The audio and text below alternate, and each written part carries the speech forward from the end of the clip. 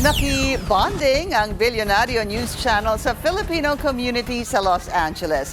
Bahagi pa rin yan ng ating misyon to expand sa North America. Narito ang agenda report ni U.S. correspondent Steve Angeles.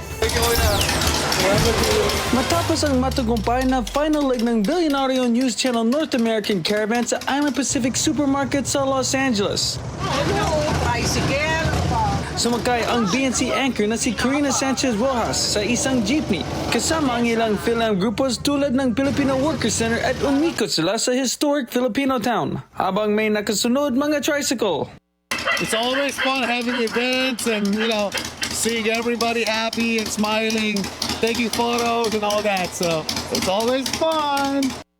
On a jeep, taking a nice little tour towards historic Filipino town, the Bilyonaryo team. Saya.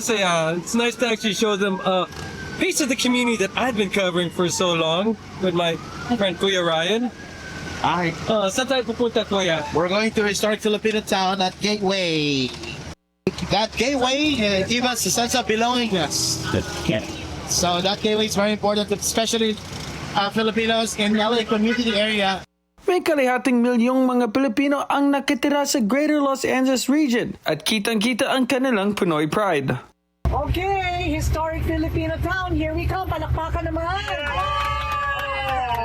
Malapit sa gateway, makikita ang isang mural na nagpapakita ng history ng Global Filipino. Ang gintong kaysaysayan, gintong pamana mural sa Unidad Park. Ang ganda naman, isang buong mural. Just about what is that? Filipino history?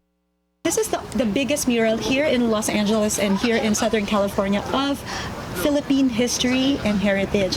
So mula dun sa pinakatulo, from the left, it depicts yung ating culture at history mula sa pre-colonial times pa, before the Spaniards came to the Philippines, and up to present times. Bumati si Karina sa mga local Pinoy sa isang shopping plaza kung saan sila nanood ng BNC. Laking sorpresa ni Karina nang makita niyan kanyang dating classmate nung grade school na ngayon doktora na sa Los Angeles area. Oh my God! Classmate kami! Mercedes Tolentino! Oh my God! Last of that!